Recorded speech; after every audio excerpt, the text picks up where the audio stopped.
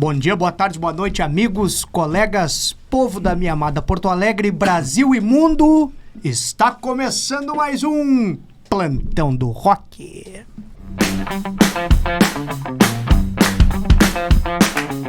Poucas vezes na vida a gente tem oportunidade de ver um cara tocar, ficar impressionado com o cara, conseguir falar com o cara, ter oportunidade de entrevistar o cara, ficar amigo do cara e depois ter possibilidade de reentrevistar o cara. Pois eu, hoje, tô realizando isso. Eu vi ele tocar no show do Júlio Reni, ele fazia parte dos Irish Boys, ele vai contar essa história ao longo do programa. E eu tava dizendo aqui, contando pro pessoal da produção e relembrando ele, que eu fui no show no Teatro Fuga, show que marcou os 40 anos do último verão. E aí tá, o Júlio, era um dia que tava chovendo, o Júlio entrou, tocou Chove no Sul, e a segunda música foi Linda Menina com o Malenotti. E tava sentado na minha frente o Quindim, eu tava conversando com o Quindim, convencendo ele a vir no programa. E aí entra o Linda Menina e entra o solo da guitarra dele. E aí eu esqueci tudo e fiquei focado naquele cara ali, fiquei impressionado com a técnica. Quando eu vi que o cara usava dedeira, então eu digo, pá, que ele dominava o finger picking, eu fiquei louco. Não vi mais nada do show. E eu digo, não, peraí, eu vou ter que ficar amigo desse cara aí. Aí eu descobri que nós tínhamos amigos em comum. E aí os amigos me deram o telefone, eu convidei ele para entrevista na época que era a rádio. E aí a partir dali nós ficamos amigos e começamos a trocar mensagem. E hoje eu já convenci ele, inclusive, a virar meu professor. Eu tô falando do grande, e ele acha que é porque eu sou amigo dele, mas não é. O maior bluseiro do Rio Grande do Sul, disparado, talvez um dos maiores do Brasil, se não o maior do Brasil, Oli Júnior. Que satisfação te ter aqui de novo, cara. Valeu. Tu é muito generoso nas palavras. Sou generoso nada, prazer cara. É meu, mais uma vez, pra ter esse papo contigo aí. Agora tu tava lembrando aí que tu foi lá no Fuga e tava vendo o cara tocar guitarra, agora fiquei me lembrando, por isso que nessa hora aí começou a me endurecer os dedos, os músicos ficam secando o cara ali, começa a endurecer o dedo do cara. Satisfação, cara, bater um papo contigo novamente. Cara, vamos começar falando da história do pai contador, não é isso? Escritório de contabilidade. Meu pai era contador rural, específico rural, né? Queria que tu fosse contador, mas e aí tu saída pela direita, tipo Leão da Montanha e pá, foi pra música, cara. Ele, na verdade, não é bem que ele no decorrer, assim, eu comecei a trabalhar com ele, né? Ele montou um escritório, ele trabalhava no INCRA. Meu pai era federal ali do INCRA, cuidava nos anos, já no final dos anos 60 para os 70, ele abraçou toda essa parte de imposto territorial rural e tal, né? Daí lá quando eu estava já na adolescência, aí ele já me cantou ali. Na verdade, ele começou a tentar me botar ali quando eu comecei a trabalhar com ele, né? Foi porque eu abandonei o futebol. Até então ele me incentivava bastante para mim ser, porque eu joguei nas categorias de base do Inter, né? Tá certo, essa parte eu me esqueci. Joguei ali com o Odair, que é treinador hoje, né? Fui fazer teste junto com o Vinícius, que era um lateral esquerdo, depois virou zagueiro do Inter, João Gabriel, goleiro e tal. Esse pessoal tudo é da minha geração, né? Só que o futebol me deu um baque muito grande, assim, a diferença entre tu jogar uma pelada e o futebol romântico na cabeça de uma criança, de um adolescente depois, assim, por uma concepção profissional, né, cara? Isso é um baque muito... É uma diferença muito, muito gritante, assim, em termos de disciplina, em termos de... até de uma malícia e tal. E aquilo ali começou a me incomodar um pouco Uma porque eu não estava preparado para ter esse nível de competitividade até então, sabe? Hoje em dia também eu pego meus filhos ali, um tem 14 anos, o outro tem 11, né? E eles... O mais velho, ele não é muito... Ele nesse caso, ele é bem parecido comigo, assim, no sentido, ele não gosta de competição a milhão, assim. E quando eu era guri, eu também não gostava muito. Gostava de jogar, gostava de... Competição, assim, até um certo... Quando começava, assim, um pega pra capar, ferrenho, eu já ficava meio assim, sabe? Não que eu arregasse, assim, tava junto. Sim, vinha, mas tu achava que, pelo que eu entendi, que não era uma briga que tu queria comprar. Não era uma coisa tu tá ali na pelada com teus parceiros, ou jogar com a rua de cima ali, no bairro. Ah, vamos lá no campinho lá jogar contra... E até então era aquilo ali, mas era um outro viés, né, cara? Eram outros códigos, digamos assim, né? Quando eu cheguei no Inter já era uma outra viagem. Aí era um espírito, assim, competitivo para te chegar a um objetivo profissional, assim. Então, tu vai ter que entrar, tu vai ter que se adaptar a um status quo, sabe? De malícia, de jogo, de disciplina, de preparo físico, preparo psicológico, sabe? Uma série de coisas de saber lidar com xingamento, com os caras te dando porrada, o cara tentando te desestabilizar, sabe? E tu também, daqui a pouquinho, se tu não faz certas coisas, o cara te patrola também, sabe? E aquilo ali começou a me incomodar com o tempo, assim, fiquei meio...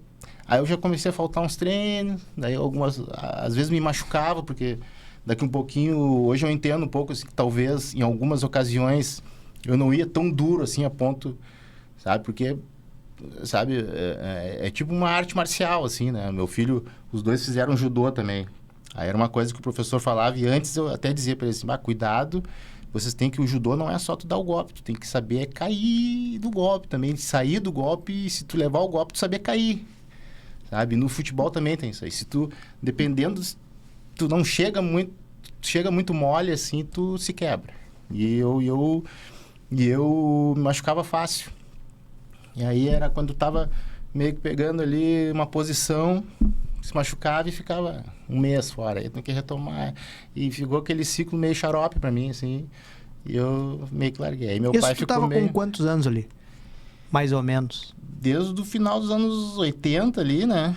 Tava com 12... A partir do 11, 12 anos eu entrei ali até os 15, por aí. Mas ficou bastante tempo. Quando eu tava começando aí na troca ali do juvenil para a perspectiva de juniores, eu já comecei, ali começou a ficar intenso a coisa, assim, sabe? A galera já, assim, concentrar, por exemplo, sabe? Isso aí, para mim, imagina, vou chegar lá, vou sair da minha vida e concentrar lá com aquela gurizada, os caras só falando de futebol e como tu vai fazer aquilo ali. Eu queria só jogar bola, entendeu? Eu não queria estar com a perspectiva que daqui a pouquinho vou jogar no Barcelona e pá, porque... E é impressionante que hoje em dia a gente vê o resultado disso aí. Já na minha época era tanto cerco que daqui um pouquinho tu... Claro que antes tinha mais, assim, o fato de tu querer jogar no seu time ali, né? Na sua cidade, ter aquela coisa do... Hoje em dia já diminuiu e já naquela época já tinha isso aí. O pessoal já traçando objetivos, assim, eu vou jogar até... Eu vou subir profissional, vou jogar 1 ano, vou me destacar numa competição, depois vou aumentar meu passe, os caras vão me vender pro... Não sei lá, pro Flamengo, São Paulo, depois dali eu já vou pra Europa. Aquilo ali pra mim é inimaginável, velho. Aquilo ali eu só queria jogar bola no Inter e vestir a camiseta ali pra pronto. Sabe? E cheguei a jogar alguns antigamente tinha as preliminares no campo, né? Aí joguei algumas no Beira-Rio ali, já me satisfiz com aquilo ali, e aí eu já comecei a perder um pouco do romantismo, assim, do futebol, né? E o violão?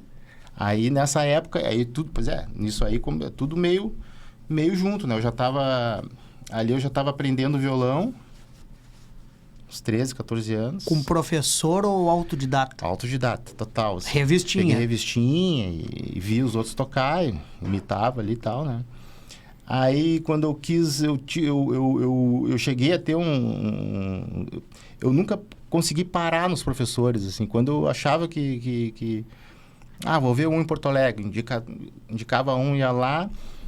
Aí sempre parava nessas questões que hoje eu entendo, porque eu fiz licenciatura em música, né? E hoje eu entendo que às vezes, como é importante a pedagogia, a didática de um professor, de um aluno, né, cara? É ali que tu estimula ou tu faz ele abandonar, né? Então, eu nunca parei muito, assim, porque daqui a pouquinho aquilo ali não era bem o que eu queria aprender ali, né? Uma coisa é tu ir pra escola, tu tem certas diretrizes ali que tu tem que... Sim. Isso é a tua escola e tá. Outra coisa, tu tá escolhendo uma coisa e não vem aquilo ali, e aí eu saía de um professor pro outro. Mas também não tive muitos, tive uns 4, assim, nunca tive mais de um mês de aula. Nessa época aí, tinha algum estilo de música que tu buscava ou tu tava com o leque aberto, Não, tava assim, com o leque queria aberto. tudo? Eu gostava de rock, tava muito focado nem digo focado no rock, era mais o status quo que me era normal ali, né? Cultural ali, né? Embora a minha mãe escutava muito rádio, né? Meu pai era aquela coisa assim, Lupicínio Rodrigues, Túlio Piva e tal, e os Galdério no estilo Noel Guarani, Jaime Caetano Brau. E minha mãe era totalmente pop, assim, Jovem Guarda e radiofônica. Então aquilo ali, querendo ou não, no meio da década de 70, assim, para os 80, ali se misturou muito. Foi o boom do rock, por exemplo, rock nacional. Então a galera grisada pegava ali, tentava sempre tirar as revistinhas... Barão Vermelho, Barão, Legião... Capital, Ira. Aí paralelo com algumas coisas de Caetano, Gil, MPB, normal assim, né? E eu ia aprendendo na medida que... Mas eu tava assim, pendia mais pro lance rock, digamos. Até o dia que eu me deparei com um disco lá em casa chamado Em, na Lisboa. E ali tinha uma música chamada Faxineira. E aí eu achei interessante, achei engraçada a letra. E vi que era uma estrutura musical e harmônica ali relativamente fácil. Tinha 3 acordes, né? Fui ali, muda aqui, volta aqui. Depois tem lá no final tem... que hoje a gente sabe, hoje eu sei que é o turnaround do blues, né? Que tu faz a voltinha do 5º pro 4º grau, vai primeiro. Mas na época eu disse, volta aqui, volta pro... barbado. Aí alguém, não me lembro, possivelmente os caras que já tocavam violão no meu bairro, assim, diziam, esse blues aí... aquilo ali. Aí que eu comecei, aí que eu vi que aquilo ali era um blues. A denominação daquele estilo ali era blues. E aí me chamou a atenção. E aí desde esse... ali, sei lá, possivelmente bem início da década de 90 ali, 91, 2 talvez ali, né? Que o disco é de 88, se não me engano. E aí circulava na minha casa, porque eu tenho alguns irmãos mais velhos, né? E um deles gostava bastante de rock, assim. Tinha uma galera, a turma dele ouvia e circulava muito disso, se emprestavam discos, assim, né? Do rock nacional, aí Pink Floyd, Led Zeppelin, Stones. E aí eu comecei a me dedicar ao blues, porque eu vi que foi uma coisa meio particular, assim. Eu quis sair, porque até então eu estava aprendendo a tocar e todas as músicas que eu aprendia mal e mal, sempre alguém tocava numa rodinha. Eu, que saco, né? O cara ia tocar um Legião lá, alguém pegava o violão, pum. Eu ficava ali até o dia que eu aprendi Faxineira. Então, daí, vamos fazer essa homenagem pro Ney aí, dar uma palhinha.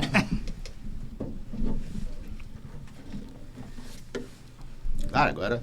Hoje em dia agora ele... Hoje em dia faz toda uma adaptação. Não, né? E agora a tua faxineira virou a dona da casa, né? Faxineira fascinante, onde guardaste um papel que eu deixei na estante anteontem. É importante. É o telefone que o Mutuca me deixou, de uma garota de Brasília, filha única de um governador. lembrava da letra. Faxineira, fascinante. Eu passei a tarde inteira procurando uma palheta. Tava dentro da gaveta e a gaveta dentro do congelador.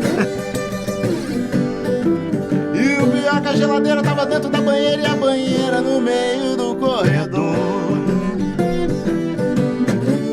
Faxineira, fascinante, como pode ser assim? Num instante fascinante, de repente tão ruim. Faxineira, diz que vem na terça-feira, eu digo aham.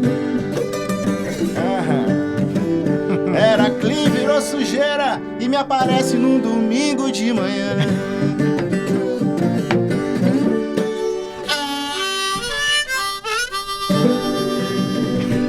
Mais ou menos por aí.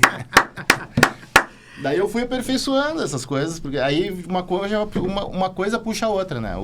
Aí tá ali, ele citou o Mutuca na letra. Dentro disse Mutuca, eu já ouvi esse nome. Cara, eu já ouvi alguma coisa na rádio, não sei o quê.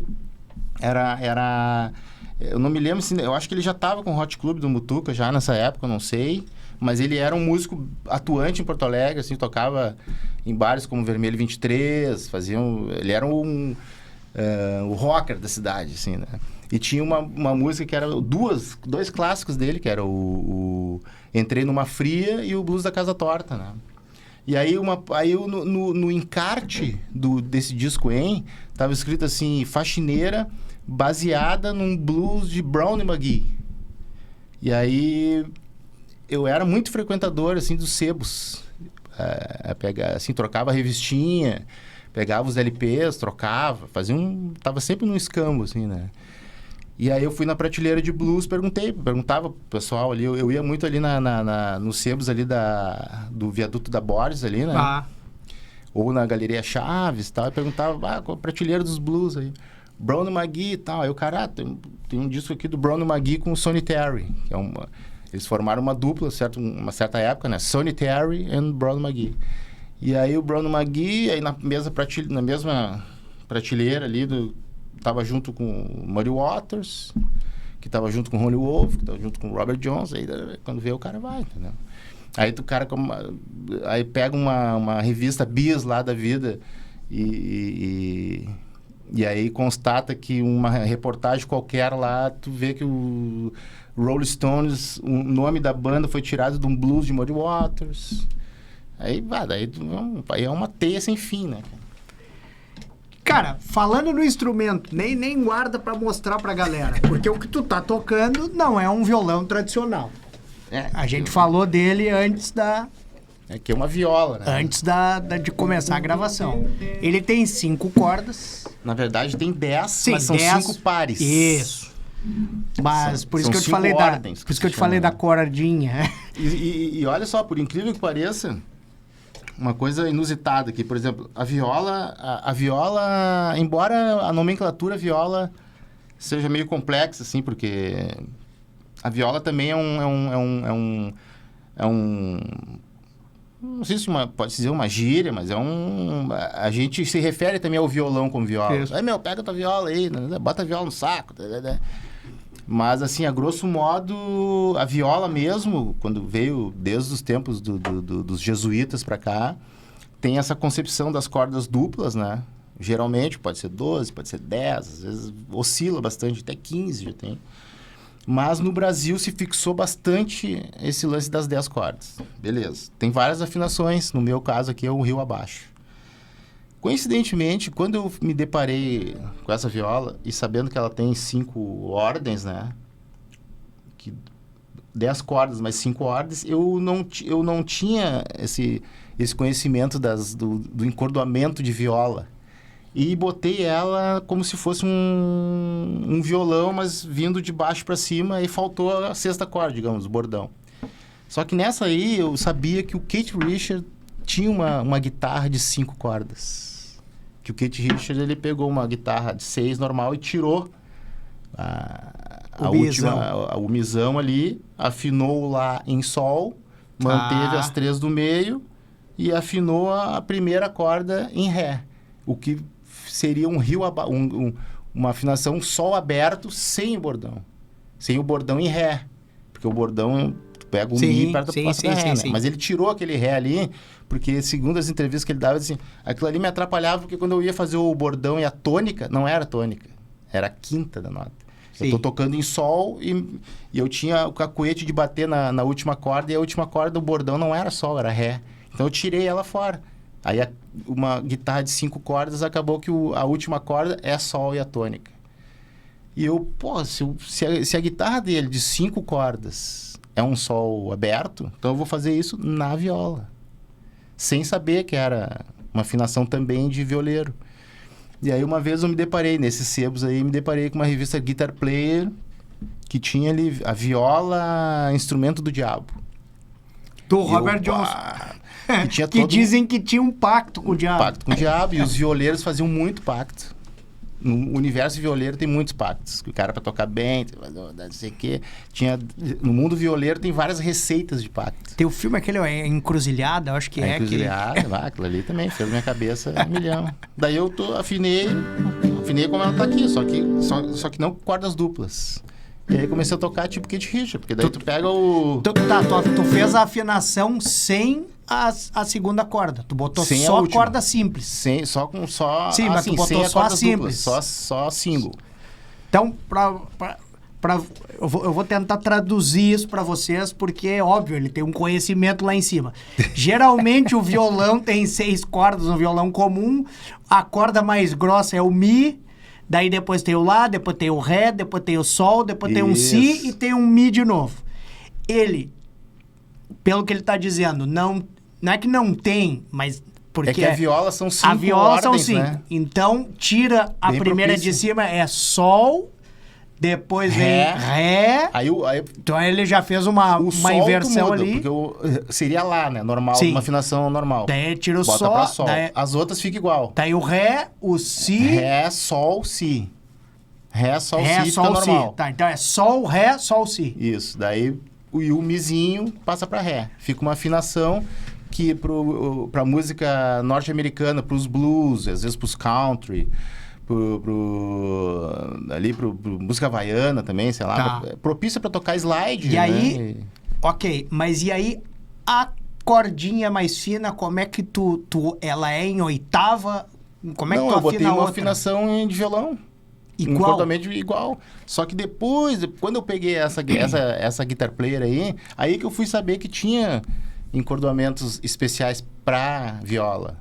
Tá. Que já vinha o jogo dupla e tal. Aí que eu fui saber dos macetes de algumas coisas da viola. No caso aqui, a viola, as 2 primeiras cordas são uníssono, né? Tá. Certo. São 2 iguais. São Ré. Depois ela começa a ser dupla no sentido oitavada. Tá. Que é uma corda grossa e uma corda fina. Uma corda Tá. grossa, uma corda fina, uma corda fina. E ela é só oitavada. Oitavada. Mas é o mesmo... Só oitavada. Mesma nota, só que oitavas diferentes. Tá. Isso significa que é a mesma nota, só que mais fininha, pra vocês entenderem. Se vocês pegarem o piano, tem um Dó... Isso, quando pegar um 2 Dó... e tem um Dó 3. Então é o mesmo Dó, só que um é mais fino que o outro. Exato. Aí tu dá essa sensação aqui, ó.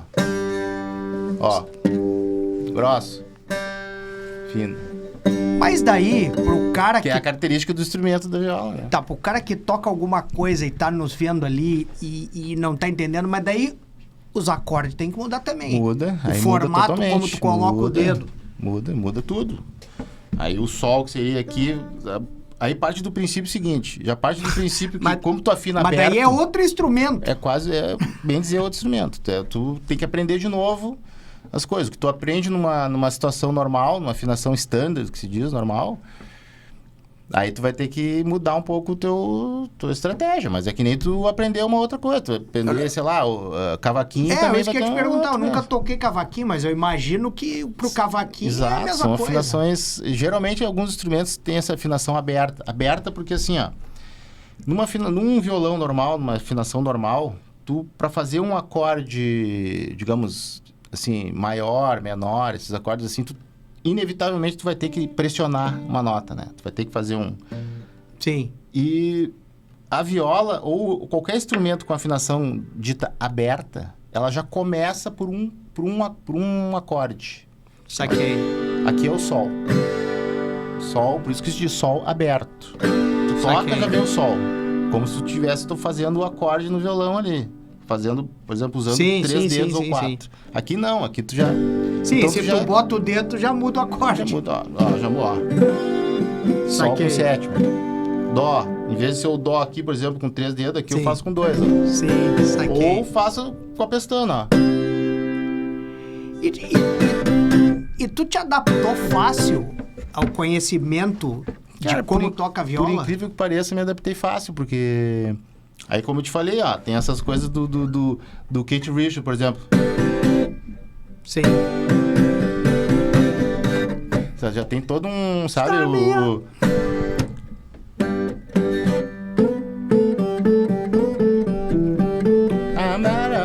Jason Barrow, Queen and Memphis. Sabe? As coisas vão... Como eu já parti desse princípio, já tinha algumas coisinhas. E aí, claro, como eu já tinha uns esquemas de blues, uns macetezinhos de blues, por exemplo, aí, tipo, pega o slide ali...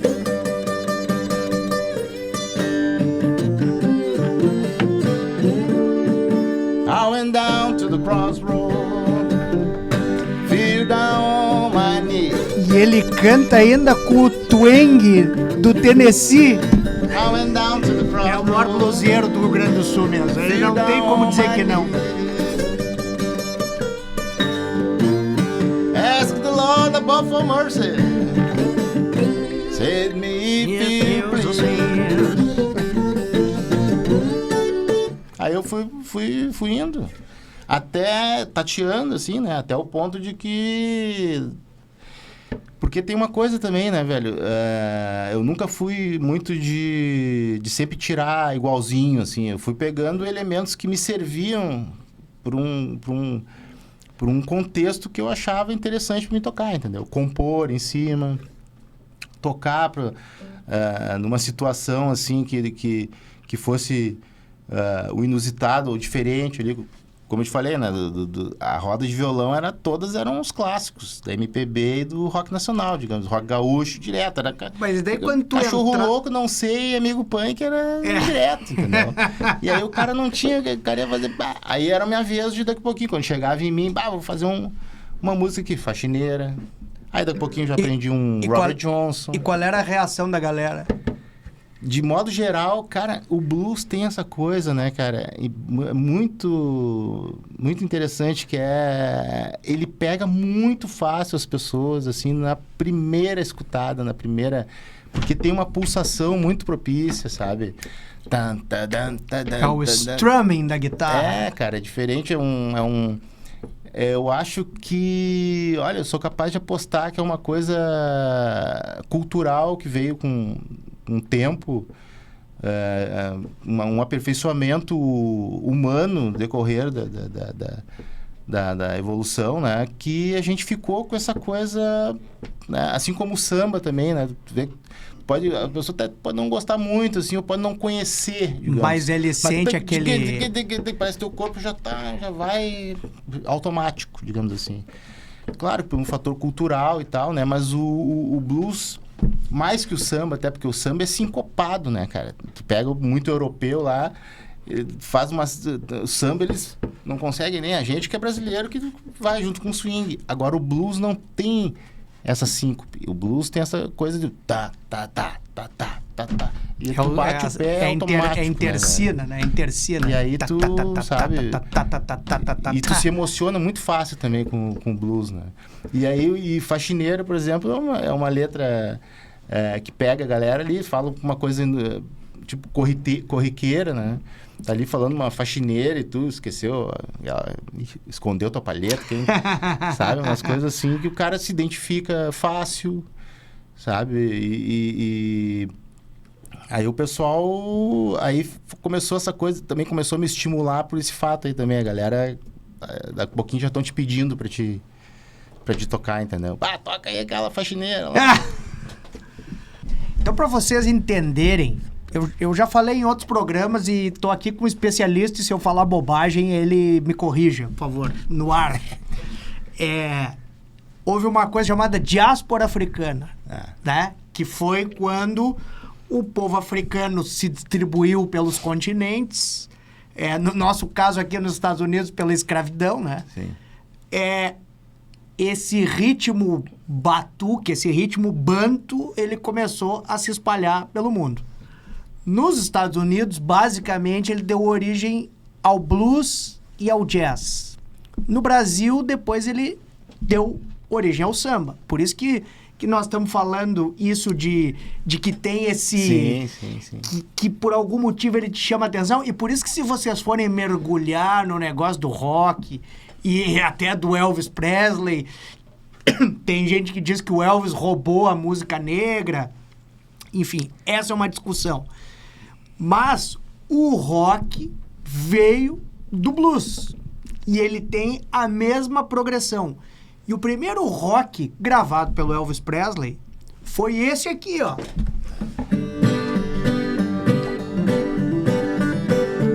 Well, that's alright, mama. That's alright with you.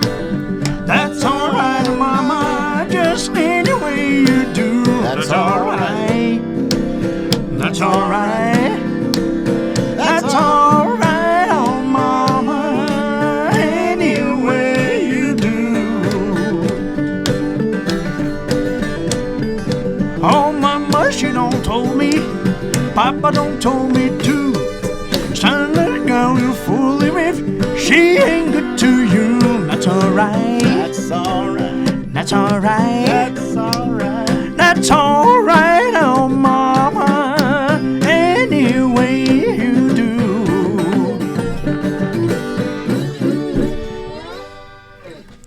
Olha aí, ó. Aí, baita profissional. Aí o Elvis. O cara vai aprendendo. Esse aí, por exemplo, é o Elvis, ele deu uma modificada ali já num blues de um cara chamado Arthur Crudup, que já essa música aí nos anos, talvez ali 30, 40, de repente estourou, né?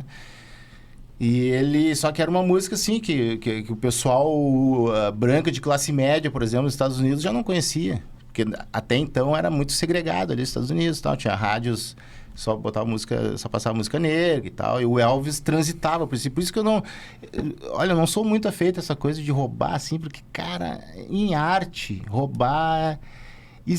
Claro que existe o roubo, assim, burlar o direito autoral, né, digamos. Aí o direito autoral eu já entendo que se o Elvis chegasse assim e dissesse, essa música é minha. Mas no caso dele, não. Ele fez as versões, ele era um intérprete, na verdade, ele até impulsionava os compositores. Sabe que era isso que eu ia te dizer. Esses dias eu tava vendo, né, porque eu tava revisitando algumas coisas e tem algumas músicas do Elvis, principalmente da primeira fase. Por exemplo, Return to Sender. Return to Sender. Return to Sender. Essa música era de um compositor chamado Otis Blackwell. Uhum. E aí, depois que o Elvis já tinha falecido e tal, o Otis Blackwell lançou um disco chamado Those Are My Songs. Então ele fez um disco só com as músicas que eram de autoria dele, gravadas pelo Elvis. E ele foi acho que no Johnny Carson, falar sobre o disco. E ele, inclusive, tinha problema de visão. Fever é dele. Never know how much I love you é dele também.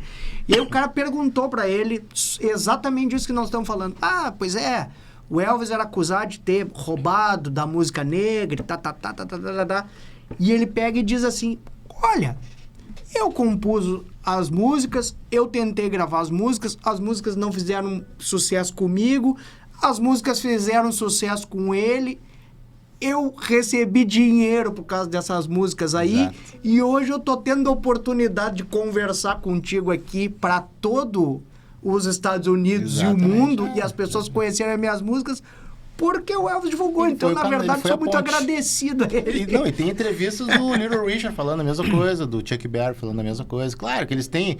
É óbvio que a gente pode problematizar a questão social da coisa. Eles devem guardar, óbvio, uma mágoa, assim, no sentido social amplo, né? De que eles, enquanto negros, não conseguiam entrar dentro do mercado, ou tinham um limite. E o Elvis, por ser branco, claro, impulsionou todos eles. Isso é uma coisa a ser discutida. Mas era branco, mas também tinha uma coisa. Ele foi o primeiro showman mesmo do mundo, claro, mas onde os caras aproveitaram a beleza. Ele tinha uma beleza física. Claro, possibilitou, ele tinha uma capacidade artística no palco. Claro, não, sem dúvida. E ele foi o primeiro cara multimídia, assim, que fez filme, fez música, fez isso. Mas ele é um cara também da época dele. Ele sabia, óbvio, ele usufruiu disso aí, mas ele encarava isso como assim, ó, já que eu tenho esse privilégio de ser branco e estou nos Estados Unidos e eu consigo transitar por lugares que os meus irmãos ali, porque ele tratava como irmandade mesmo, claro, porque a mãe dele, enfim, é um de igrejas e tal, e ele tem muito dessa coisa gospel também, direto. Então ele tratava aquilo ali, ele achava que era pertencente daquilo ali, entendeu? É diferente do cara se apropriar indevidamente, digamos assim, em termos de burocracia, ou até burlar mesmo, isso aí é meu. Não, ao contrário, ele impulsionava e dizia, não, eu vim tudo isso aí, eu fui criado com os caras, na igreja gospel, com os negros dos Estados Unidos, do Sul ainda, imagina. Cara, vamos voltar um pouquinho. Tu tava aprendendo violão, apareceu a música do Ney, tu conheceu o blues, mas e como é que foi a evolução disso? Porque daí tu teve banda.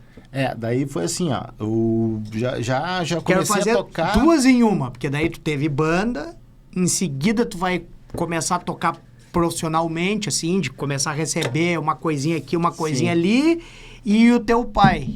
Como é que ficou esse mistão aí, cara? Eu saí não quis mais jogar futebol, daí, paralelo, ele estava terminando os estudos formais, tudo, e meu pai, então... não vai ficar ocioso em casa aí, vamos lá pro meu escritório lá e faz o esquema. Aí, office boy, fazia, né? Tava entrando na internet ainda já, e aí eu fazia todas as coisas ali, né? Fiz os cursos de xilografia e Paralelo a isso, tocando violão, até o ponto de que surgiu ali uma oportunidade de uma gurizada que... Porque naquela época eu tenho a impressão que tinha, assim, a gurizada... Era fácil, assim, tu jogar bola e ter banda. Era coisa corriqueira, assim, cara. Em qualquer lugar que tu ia, o pessoal ou jogava bola na rua ou tinha uma banda, tava numa garagem fazendo música, entendeu? E aí eu fazia as duas coisas, transitava ali, bababá, até o ponto de que, vamos fazer um som aqui. E aí a coisa vai se indo de modo até meio natural, espontâneo. Aí eu formei...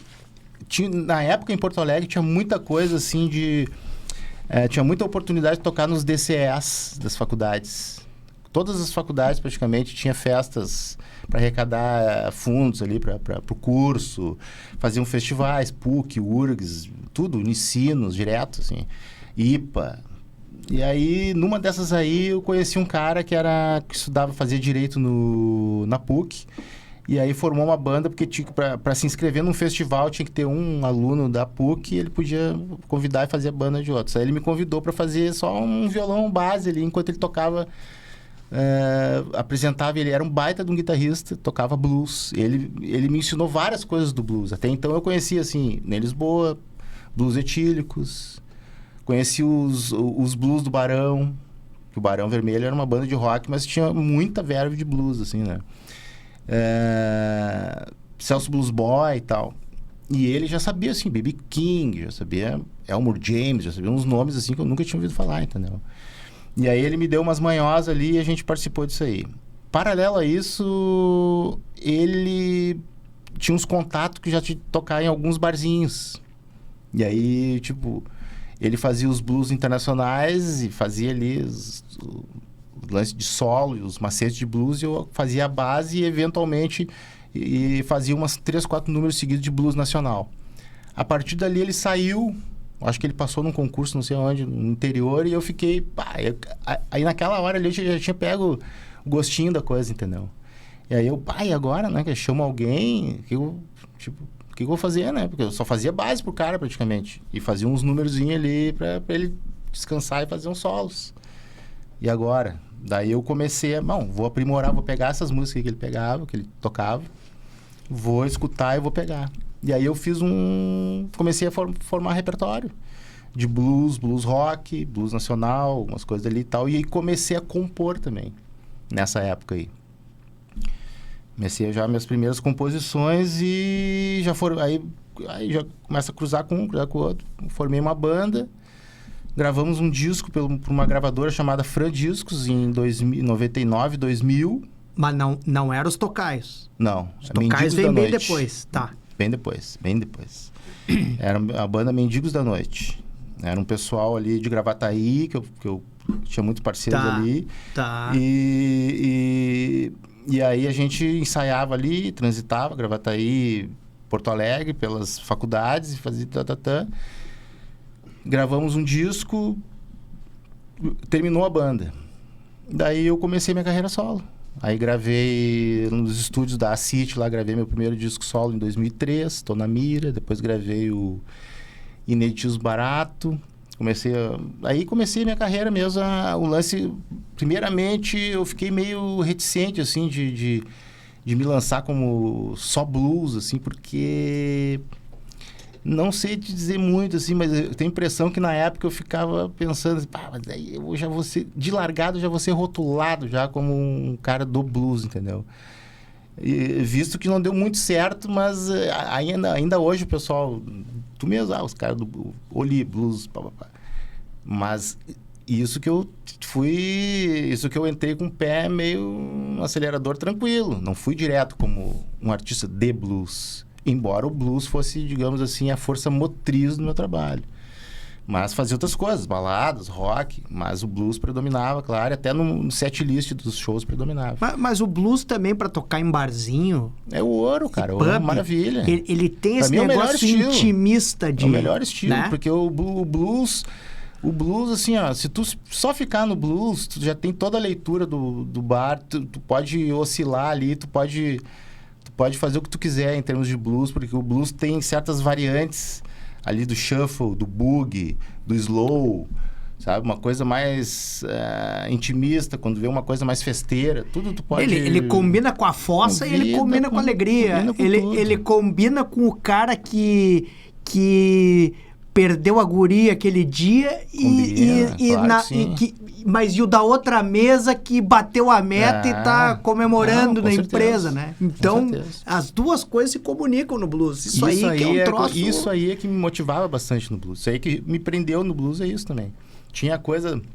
Daqui a pouquinho tu tá ali numa fossa desgraçada e também tinha daqui a pouquinho tu tava no mesmo disco ali do Muddy Waters, por exemplo, ele tava... Daqui a pouquinho ele... Woke up this morning. E aquilo ali já te...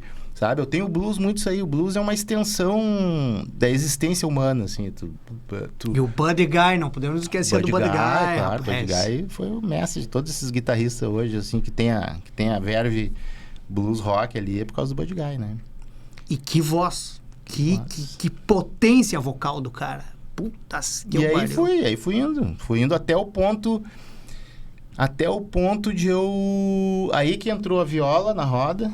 E paralelo a isso, eu já tinha viola antes, dava umas pinceladas. E aí, num certo momento ali, 2008...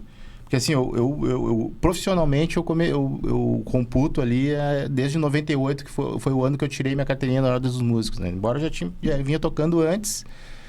Aí, não, agora profissional, tal, carteirinha lá, 1998. Beleza, então profissionalmente a partir dali. 2008 se formou, eu já estava com 10 anos de carreira fazendo basicamente blues, mas assim, folk. Tocava as coisas daqui, do folk gaúcho, folk porto-alegrense, digamos assim, do cancioneiro gaúcho porto-alegrense, rock e tal, e oscilava naquele, compunha, fazia os discos e tal. 10 anos eu fiquei naquela coisa assim, o que eu poderia fazer de novo, né? Porque, enfim, o artista está sempre nessa coisa, né? De propor coisas novas, de ver o que tu... sair da zona de conforto, né? Enfim, aí que eu comecei a... vem cá, tia, tem um instrumento que não é muito usual, pouca né? gente toca. Pouca gente toca e tal. O que eu poderia, né, fazer? fora do normal, digamos assim, né? Uma coisa que eu gostaria era que tu nos desse umas palhinhas das tuas composições, cara. Isso aí tu tem que mostrar o teu trabalho. Ó, a primeira mesmo. coisa que eu comecei a fazer foram duas coisas bem próximas, assim. Foi começar a compor uma coisa que me trouxesse, que era um blues ao estilo Faxineira e Blues Etílicos, por exemplo, assim, que retratavam muito o seu universo de cada um. Não só aquela reprodução pura e simples, assim, de tu tocar um blues, um bluesman, tudo ok, legal. Eu também toco até hoje, tudo. Mas eu queria também ter um sentido de pertencimento naquilo ali, né? E paralelo a isso, eu comecei eu tava numa viagem, cara, de escutar muito na época Vitor Ramil e Bebeto Alves e tal, e Mauro Moraes, que é um artista, compositor nativista que eu gosto muito, né? E aí eu sempre gostei, um dos estilos o estilo que eu mais gosto da música, da nossa música nativa é a milonga, cara. Eu adorava as milongas, mesmo assim, via Jaime Caetano Brown, que o cara ficava ali através da pajada, né? O Jaime ali, como se fosse uma declamação, assim, e a cama ali que o pessoal geralmente usa é a milonga. Aquilo ali me emocionava bastante. O Vitor, nessa época aí, tava lançando Ramilonga. O Bebeto Alves estava fazendo alguns discos... Milongamento, Mandando Lenha, que eram com algumas músicas do Mauro Moraes. E o Bebeto já tinha também feito algumas coisas de milonga antes, contemporâneas. Eu, basicamente, me criei ali na adolescência ouvindo um amigo punk, né, que traduzia uma milonga, mas tinha todo um paralelo ali. Uma milonga rock bonfiniana, digamos assim, né? E eu, que loucura, tu vê. E aí eu fiquei pensando o que eu poderia fazer, né? Aí me veio o lance de afinar o violão em menor, em tom menor. Aí eu fiz exatamente isso aqui, ó. Toquei aqui o blues, né? Afinação sol aberto, maior, normal, como se, tipo Keith Richards, tipo os bluesmen, tipo os violeiros. Aí eu fiz isso aqui, ó. Peguei o si e baixei para meio tom, que é o que acontece quando tu muda de sol maior para sol menor. Ficou um si bemol ali. Si bemol. E aí, ó. E eu peguei. Onde é que eu faço o riff da milonga aqui? Aí.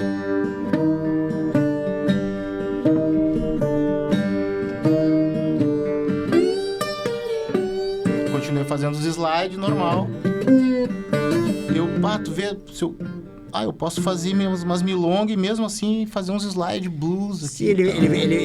Ele ficou com uma cara menor e mais... Como é que a gente diz isso? Não é depressivo que eu quero achar. Melancólico, né? É melancólico. Ficou um violão melancólico. E é a coisa que a milonga tem, a coisa que muitos blues têm. Por exemplo, o blues menor, ó. Thrill is gone. Thrill is gone away. Thrill is gone. Thrill is gone away. Mas se eu quiser também, ó.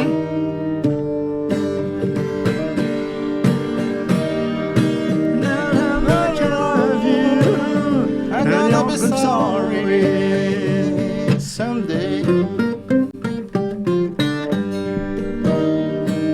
Fazer os riffs da milonga, a mesma coisa. Eu comecei a pensar que poderia fazer algumas coisas e aí compus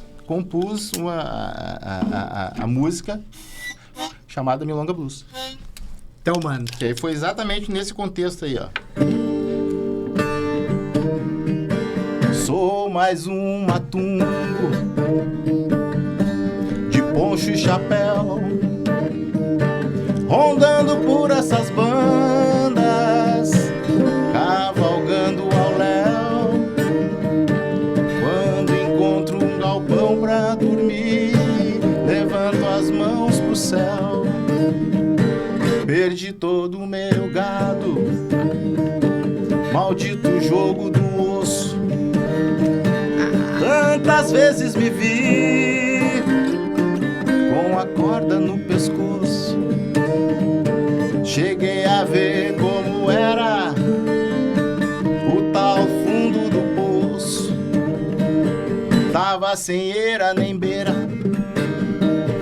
com a minha viola na mão.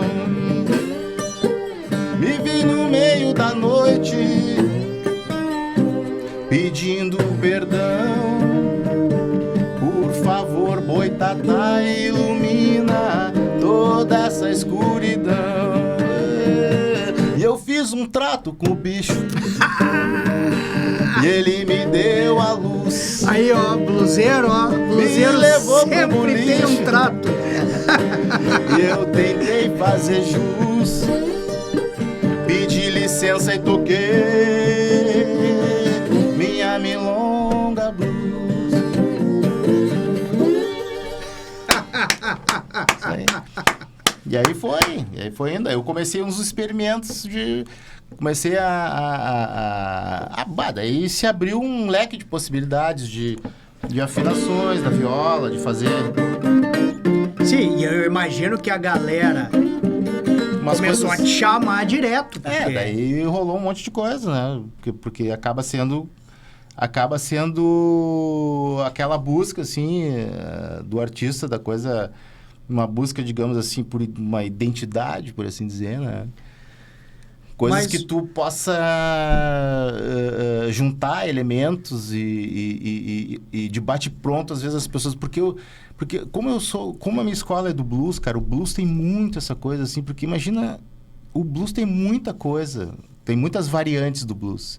No entanto, tem muitos, os bluesmen, tudo, pelo menos assim, claro, os que chegaram de maneira popular para nós na cultura pop, cara, todos eles têm suas peculiaridades. Esse era o meu... de modo assim, talvez... Claro, hoje eu percebo muito, mas na época eu tentava fazer, às vezes até de modo inconsciente, me batia aquilo ali, assim, no sentido de que o que faz o B.B. King ser o B.B. King, velho? E ele toca blues e ele é muito diferente de Johnny Hooker, que é muito diferente do Buddy Guy, que é muito diferente do Muddy Waters, que é muito diferente da Etta James, que é diferente da Aretha Franklin, que oscila entre blues, soul, tal, que é diferente. Mas todos eles transitam por essa questão, por essa estética musical do blues, sabe? E aquilo ali... E eu tinha a sensação, tanto no blues quanto na milonga, eu tinha uma sensação de que tudo que eu alguma coisa que eu fosse tocar parecia B.B. King. Isso aí é uma coisa que a gente se depara, talvez porque nós somos brasileiros também e tentamos assimilar muito essa coisa de fora, né? Por questões de aprendizado também, né? Mas fica muito evidente, às vezes, as coisas que tu pega, que o cara diz assim, o cara tá tocando B.B. King. Agora o cara fez umas puxadas ali meio Steve Ray Vaughan, né? O cara fez uns acordes meio Hendrix. O cara fez uns slides tipo Muddy Waters. E é muito difícil alguém dizer assim, o que o cara tá fazendo, velho? Tipo, é ele que tá fazendo. E eu acho que eu consegui, de certa maneira, fazer um pouco isso ao misturar um lance de... Porque se eu fazia isso aqui na milonga, ó. O cara vai puxar amigo punk. E aí, sabe? Tu puxa outra coisa... E aí o cara... já não é mais amigo punk. Ou o cara, né, vai puxar ali Passei a noite tocando violão, agradecido da vida. Sei lá, uma milonga lá do Mauro Moraes. Mas daqui a pouquinho o cara...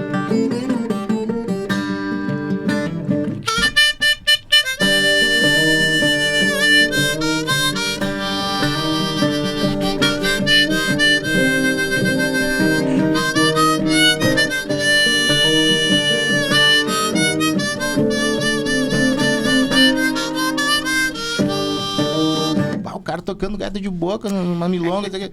Aí o cara já começa a fazer uma coisa que eu, de certa maneira, inconsciente, buscava, mas depois eu comecei a buscar de forma consciente. Aí eu comecei a buscar, estudar possibilidades, assim, lapidar um certo conceito, por assim dizer, né?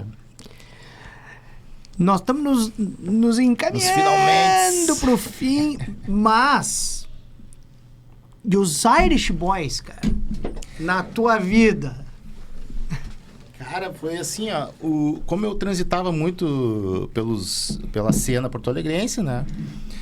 Um certo momento ali, justamente depois que eu comecei esse conceito de Milonga Blues, na verdade, antes eu fazia alguns shows que misturava bastante. Eu tocava, de certa maneira, eu tocava muito autoral e eu dava umas pinceladas nos meus shows com versões, assim, com releituras, muitos de rock gaúcho, de blues também, tal. Aí eu comecei a pensar em convidar algumas pessoas durante essa época, que era aí vem, sei lá, Petraco, Márcio Petraco, né? O Pinguim, sei lá, Frank Jorge, esse pessoal, assim, né? Aí veio o Júlio Reni também, Bebeco Garcia, nunca consegui, mas sempre tinha alguma coisa, porque o Bebeco também estava lá e cá, mas cruzava com ele ali no Bonfim, geralmente ele ia muito no apartamento do Egisto, a gente se encontrava lá, fazia um som e tal.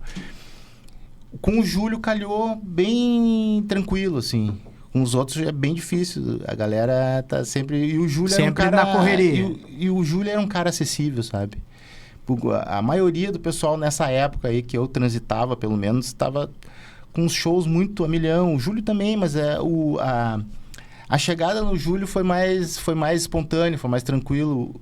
Eu já me identificava bastante com o tipo de som dele também, que também era uma busca por uma identidade, para sair fora daquele contexto, digamos, rock gaúcho, que não é que seja todo mundo igual, todo mundo muito diferente, mas a estética, sabe, do que vem do rock. TNT, Cascaveletes, né? Mesmo Replicantes, punk, mas vem do rock. O Júlio já misturava outras coisas no rock, sabe? Percussão, Jorge Ben, sabe? Umas coisas... Misturou uma época reggae, ska, reggae, né? ska, todo esse tipo de coisa. E aí eu convidei ele para alguns shows e ele aceitou, a gente afinamos as coisas. Em 2009, se eu não me engano, foi 2009, saiu o guitarrista dele, dos Irish Boys... E aí saiu, um dia ele não pôde, o outro, e como eu tinha convidado ele várias vezes para shows... Ele te ligou e disse, ali. Olha só, campeão, estou precisando de um guitarrista pro show assim, de hoje, campeão. Bem assim tu mesmo. Pode, campeão? Tu pode? Bem assim mesmo. Bem assim mesmo. Desculpe, Júlio, mas te imitar é inevitável. Não, agora ele tá muito propício pra caricatura, né? Personagem do rock gaúcho. Ele mesmo diz, né? E aí eu tava ali, e aí são essas coisas aí do cara tá na volta, né? Tá sociabilizando ali, quando vê ele... semana que vem tinha que gravar um radar e o cara não vai poder... eu faço assim, quais músicas vai tocar? Isso eu já sei. Tipo, já sabia várias músicas dele, entendeu? Calhou também disso aí, como eu gostava... Como eu curtia ele direto, era fã, né, do rock gaúcho, eu ia em show em todos dessa galera aí, todos, quando eu era adolescente, eu ia em todos mesmo, dos bluseiros, Solon, Fernando Noronha, esses caras, tudo aí, rock gaúcho, então, tudo, sempre. E eu já sabia o que era, no Chores Lola, no Amor e Morte e tal, essas aí mesmo, mais umas ali, beleza, faço a barca. E aí foi indo até o ponto que o guitarrista saiu mesmo, e aí eu fui, tipo, já tava ali na volta e fiquei, entendeu? Então, de 2009 até 2023 ou 4, até bem dizer o início do ano passado, até final de 2023, por aí. Eu fiquei direto com ele. Compusemos algumas músicas, fizemos alguns dias, turnê diretaço, assim. E aí depois cada um fez... Pós-pandemia, assim, já... Aí é aquela coisa também do desgaste um pouco do tempo, né? E, inevitavelmente, essa coisa do... Mas também eu acho que, principalmente pelo... que como eu não era só um guitarrista, eu não me considero... Apesar de tocar guitarra, eu não me considero um guitarrista de ofício, de banda, assim, de chegar lá e toca tudo, entendeu? É que calhou de eu conhecer os temas do Júlio e calhou da gente compor algumas coisas, e ele, na medida que ia compondo, me mostrando e eu fazendo alguns arranjos ali e tal. E aquilo ali, aí me é propício. É diferente de eu entrar pra uma banda, e já recebi vários convites, assim, recusei, outras também fui e não deu certo, tipo assim, vamos fazer uma banda de, sei lá, Beatles. Aí, pá, daí aquilo ali pegar os solos, Sim, como tem porque que ser tu tem daí o complicado, teu... cara. Eu não sou um músico... cacuete Até eu diria que eu não sou nem... Muito menos que... Eu não sou nem músico desse ofício aí de... desse ofício de pegar e tocar a reprodução, cara. Eu me considero... Olha, sinceramente, eu me considero mais um artista-compositor de obras que possa ligar a arte musical do que um músico, essencialmente... De que assim, eu vou pegar aquilo ali, musicalmente falando, e vou reproduzir, porque a música, ela se vale, ela é propícia para essas coisas, né? Tem o músico de ofício ali, de técnico, né? E prático. O cara botar a partitura ali, o cara pega e toca ali, num olhar, o cara toca tudo. Pega uma partitura pro guitarrista, toca tudo. Qual é o timbre do cara? Tem que usar o pedal tal, o amplificador tal e tal. Cara, tem músicos excelentes para isso. Não é o meu caso. No meu caso, eu me vali da música como manifestação artística, entendeu? É diferente, assim. Eu peguei alguns elementos musicais para compor em cima, sabe? Para fazer ali o que me emocionava, tal. Eu não peguei a coisa assim para ganhar uma grana, para ser um profissional daquilo ali e fazer tecnicamente falando tudo. E ser um prestador de serviço. Sou prestador de serviço. Tu é... Calhou que algumas vezes as coisas meio que se embolaram, Saquei. ok, tudo, beleza, maravilha. Mas o meu ofício mesmo que eu considero é pensar a arte do ponto de vista da música, sabe? E às vezes até transcende um pouco, às vezes eu penso a arte até, como é que a música poderia ser, assim, uma espécie de pintura musical, sabe? Tu tirar texturas, querer... É diferente, sabe? Tu pensar no modus operandi, assim, de ponto de vista criativo, tu criar algo, assim, né? E aí... Daí eu também segui fazendo outras coisas, né? Pra fechar esse lance do Júlio aí. Aí ele continuou o lance dele, a gente é amigo, tudo tranquilo. Bom, Daí passamos por uma outra fase. Tuas músicas estão no Spotify, que bom as plataformas. Há pouco tempo, hein? Olha Demorei pra entrar ele me nessa deu, virtualidade. olha, aqui, olha só o prazer que eu tenho, ó. Me deu os discos dele aqui, né? E óbvio que eu pedi pra ele autografar. E quem quiser consumir o teu trabalho além da plataforma do Spotify e outras plataformas, YouTube, etc. Mas hoje em dia, para efeito de consumo, é isso, né? Ou é show ou é os streaming. Tu sabe como disco, é que tá? assim, é eventual. Eu praticamente, cara, esses tempos... Acho que foi no meio da pandemia, por exemplo, uma amiga minha virou cervejeira e aí resolveu fazer uma homenagem, um rótulo de um disco meu chamado Dedo de Vidro.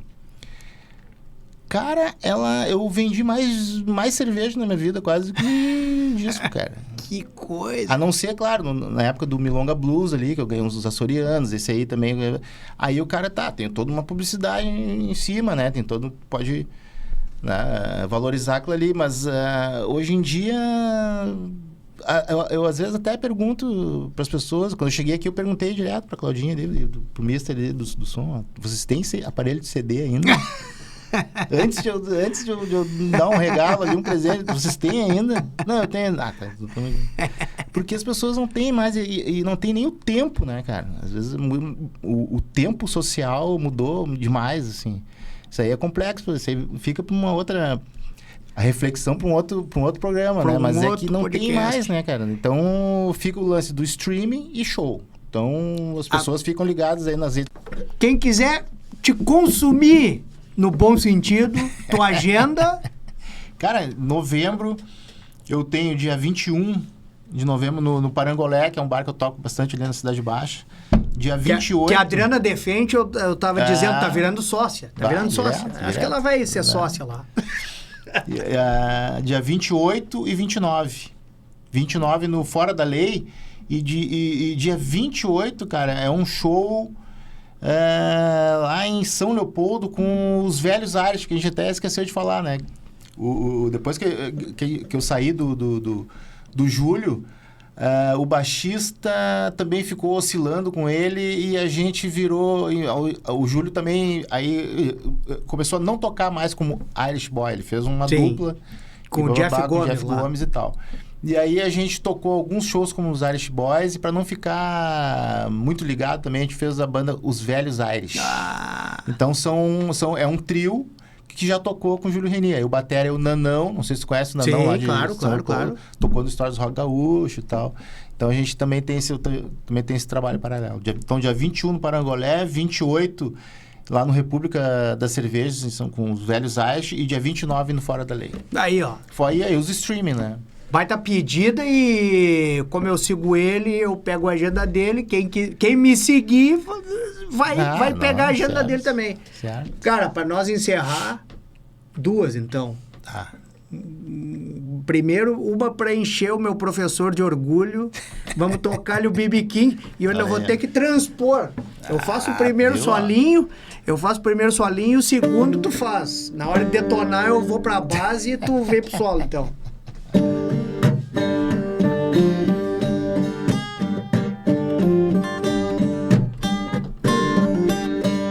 Vou entrar.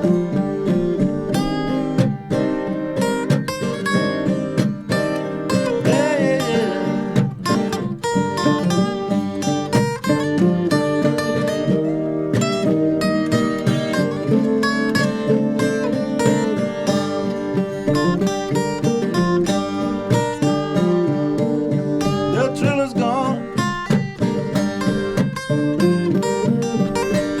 Thrill is gone away. Thrill is gone, baby. Thrill is gone away. You know it don't be wrong. I gotta be sorry someday. The thrill is gone, yeah. Thrill is gone away from me. Thrill is gone, yeah. Thrill is gone away from me. I've taught still of all, but so lonely I'll be, yeah.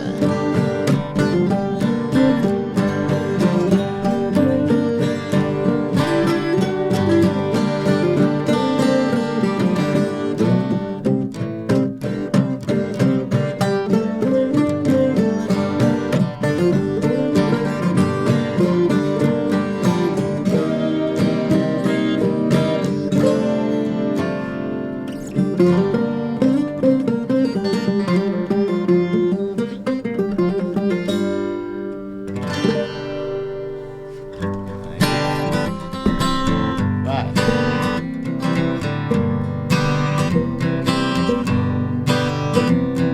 Eu espero. Vai. E enquanto isso eu já me despeço, quero dizer do prazer de poder te reencontrar, porque a gente fica trocando mensagem, um acompanha o outro, manda uns, valeu, abraço, que legal, mas a gente acaba pessoalmente não se falando e quero dizer do prazerzaço de poder encontrar o amigo, repito, o ídolo, repito, o maior bluseiro que a gente tem no estado, certamente. E, cara, Obrigado. o carinho por ti e a vontade de estar perto dos meus amigos é enorme. Olha aí, é recíproco. Vou É te recíproco. entregar uma lembrancinha do Olha Sindicato aí. Médico que a nossa Cláudia Fleury Azar. providenciou. Ela é singela, mas é de coração. Especial. No patrocínio do sindicato, na figura da nossa diretora-chefe de comunicação e marketing, a Milena Schuller, e do nosso presidente, Marcelo Matias, que eu não canso de comentar, que foi quem trouxe o programa de volta. Olha aí. Obrigado. Obrigado e agradeço também o convite, essas iniciativas culturais aí. Eu sou muito fã e consumidor. Desde aquela época lá, e agora no YouTube ali, vejo todos. E aí, então, nós vamos encerrar de novo com música para vocês. Aí, ó. Um beijo no coração, boa semana. Voltamos semana que vem com mais um plantão do rock. Toca a música e sobe os créditos aí, rei.